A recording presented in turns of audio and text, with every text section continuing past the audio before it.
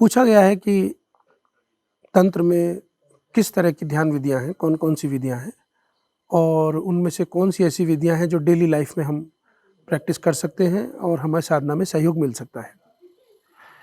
साथ में ये भी है कि तंत्र की बारे में भी थोड़ा बताएँ। तो तंत्र एक बहुत विशाल फलक है, बहुत बड़ा आसमान है इसका। जो शब्द तंत्र है, कई मीनिंग है इसके, लेकिन जो इसका मोस्ट एक्सेप्टेड मीनिंग है वो है टू वीव, बुनना आपस में।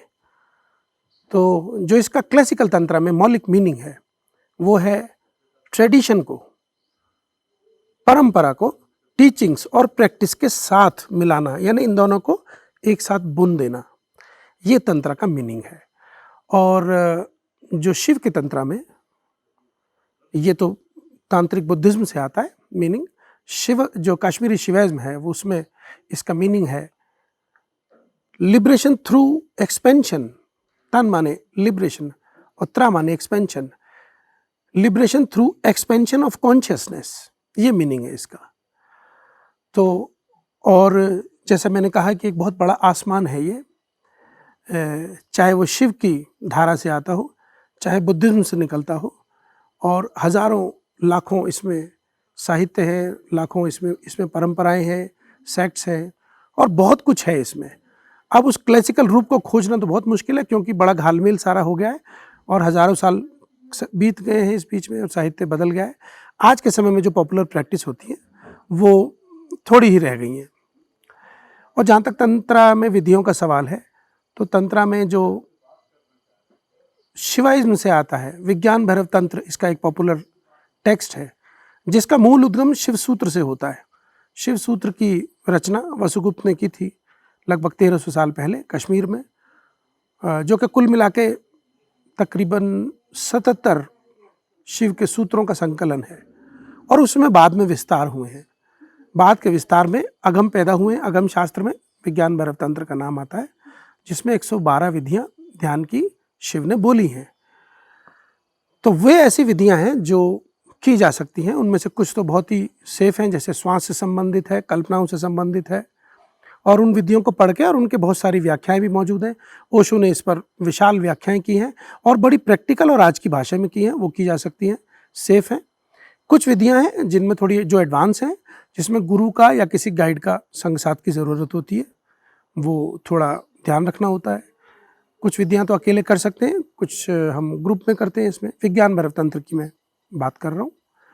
तो चूँकि वो हमारी कर्मेंद्रियों, ज्ञानेंद्रियों से संबंधित विधियां हैं और हमारे मन, बुद्धि, अहंकार, जो ये 13 करण आते हैं, उनसे संबंधित हैं, तो विधियां बहुत सॉफ्ट है। क्योंकि बेसिकली विज्ञान भैरव तंत्र गृहस्थ और लोगों के लिए बनाया गया एक रास्ता था कि ताकि भाई वो भी गृहस्थ के अलावा प्रैक्टिस कर सकें अपने ध्यान की। तो विज्ञान भैरव तंत्र में तो बहुत स्कोप है, सॉफ्ट सिंपल विधियां हैं, थोड़ी सी गाइडेंस चाहिए, थोड़ी टेक्निकलिटी चाहिए इसमें, थोड़ा ज़्यादा नहीं, और कोई ऐसी इसमें ज़्यादा खतरे की बात नहीं है। जो तंत्र का दूसरा आयाम है, जो तिब्बतन बुद्धिज्म है, और विशेष रूप से सरहपा तिलोपा की महामुद्रा की परंपरा और नारोपा के जो 6 योग हैं, जिसमें वो एक ऐसा तंत्र का मार्ग है जहाँ पर गुरु की या किसी गाइड की ज़रूरत होती है।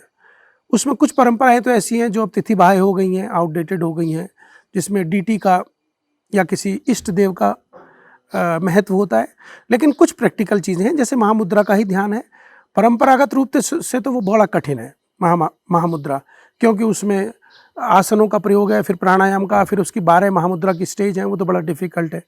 आज के समय में भी ओशो ने महामुद्रा के एक सॉफ्ट रूप को बनाया है, 1 घंटे का मेडिटेशन है और वो बहुत ही पावरफुल है और वो किया जा सकता है। बहुत शानदार विधि है, वो अक्सर कैंपों में होती भी है। तंत्रा के हमारे कैंप में भी हम उसको जारी रखेंगे, क्योंकि सरहपा तिलोपा की इस परंपरा को एक बड़ी ही उत्कृष्ट वो देन है। दूसरा जो नारोपा के योग हैं, जिसमें प्राणायाम से संबंधित एक योग आता है, तुमो बोलते हैं जिसमें हमारे भीतर की अग्नि को पैदा करना है। उसका मौलिक जो अर्थ है, उद्देश्य है, वो तो यही है कि उस अपने शरीर की वार्मथ के द्वारा हमें ब्लिस को महसूस करना, अपनी एसेंस के उस हिस्से को महसूस करना। तो वो तो है ही। साथ में 6 योगों में एक ड्रीम योग भी आता है, स्वप्न योग आता है, जो कि निद्रा से जोड़कर बड़ा सॉफ्ट प्रयोग है, वो भी किया जा सकता है रात को। इसी का अगर आप एक एडवांस रूप देखेंगे तो आतिशा की शिक्षाओं में मिलता है, उनके 7 पॉइंट्स ऑफ माइंड ट्रेनिंग में, जहाँ पर कहते हैं ऑल धर्मास आर ड्रीम्स। सब कुछ जो भी हम देख रहे हैं, जो भी दृष्टिगोचर है, जो हमारे देखने के दायरे में आ रहा है, वो स्वप्न है।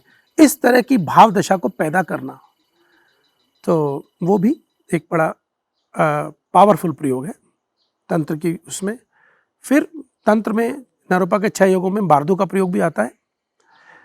हालांकि बार्दो के 6 भाग हैं, लेकिन जो ज़्यादा प्रचलित है वो एक हिस्सा है उसको, जिसको चिकाई बार्दो है वो तिब्बतन में, और वो ख़ास तौर से उसकी प्रैक्टिस तो पहले होती है, उसका अभ्यास तो पहले किया जाता है, लेकिन उसका एप्लीकेशन तभी होगा जब हम मरेंगे। तो उसके पहले से तैयारी है वो, जब हम मरेंगे मौका करने का, उस पूरी ज्ञान को और प्रज्ञा को और समझ को उपयोग करने का मौका तभी आएगा। जो बार्दो के नाम से हम मनीषा का या किसी और लोगों के जो ऑडियो हैं बंद करते हैं, बेसिकली वो फूवा प्रैक्टिस है जो कि मरते समय कराई जाती है, at the moment of the death. वो फूवा है, वो फिर भी हेल्पफुल होती है, वो भी है। और वैसे विज्ञान भैरव तंत्र में भी उसका एक टच है, जहाँ पर वो अपनी मृत्यु को देखना है, मृत्यु का प्रयोग है, करीब करीब मिलता जुलता है। और इस पर ओशो की गाइडेड मेडिटेशन में एक तथाता ध्यान मौजूद है, जहाँ पर वो हमें विभिन्न स्टेजों में गाइड करते चलते हैं कि हम मर रहे हैं और हम फिर पानी में बह रहे हैं और चिता पर रख दिए गए हैं। वो बड़ा ही पावरफुल प्रयोग है। तो ये सारी ऐसी टेक्निक हैं जिनमें चुनकर किसी गाइड की मदद से हम अपने इसको कर सकते हैं, प्रयोगों को कर सकते हैं। और लेकिन थोड़ा सा इसमें जो इसके पीछे का दर्शन है उसको बाईपास किए बिना ये प्रयोग करना, परिणाम किस तरह से आएगा कहना मुश्किल है। तो इसका जो थोड़ा दर्शन है, और ख़ास तौर से दर्शन का जो सार है या उसका मर्म है, वो ज़रूर हमारे ख्याल में होना चाहिए। वो है सर्वस्वीकार का, वो है प्रज्ञा का। क्योंकि शिवा का जो कश्मीरी शिवाइज्म जो मोस्ट पॉपुलर है और मोस्ट एडवांस है, उसका नाम ही प्रतिभिज्ञा शास्त्र है। प्रतिभिज्ञा का मतलब होता है रिकग्निशन, पहचान, आत्मस्वरूप की पहचान। तो उस शास्त्र का, पूरे शास्त्र का नाम ही प्रतिभिज्ञा शास्त्र है। तो मूल उद्देश्य हर बात का अपने मूल स्वरूप की पहचान है।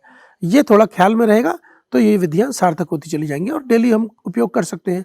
स्पेशली विज्ञान भैरव तंत्र में तो बहुत सी ऐसी विधियां हैं जो अचानक की जा सकती हैं, जो रहने से संबंधित है, कहीं जो संगीत से संबंधित है, खाने पीने से, वस्त्रों से, उठने बैठने से, इस तरह की बिल्कुल जो हमारी नेचुरल क्रियाएं हैं उनके बीच में ही हम उन विधियों को ले सकते हैं और वो बहुत आसान है।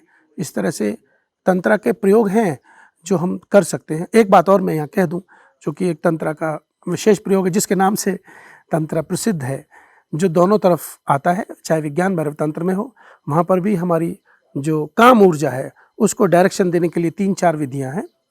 वो काम को प्रमोट करने के लिए नहीं है, हमें काम सिखाने के लिए नहीं है। उद्देश्य वही है कि एक्सपेंशन हमारी कैसे हो, हमारी कॉन्शियसनेस की, हमारा जो चैतन्य है उसका फैलाव कैसे हो, वो बंधनों से कैसे निकले। उसलिए उस अंग को भी, सेक्स के अंग को भी लिया गया है। सेक्स कहना जरा बेमानी है, क्योंकि सेक्स एक बड़ा ही रनिंग वर्ड है, बड़ा ही रूटीन और ड्राउंड वर्ड है, तो इसलिए वहाँ भी आता है। और इधर तंत्रा में यबयुम का जो पोस्चर माना जाता है, जो अनुत्तरा योगा में आता है, वो भी इसी चीज़ के लिए, वो भी सेक्स के लिए को प्रमोट करने के लिए नहीं है और सेक्स की क्रिया शामिल भी नहीं है उसमें, लेकिन वो भी इसी में आता है।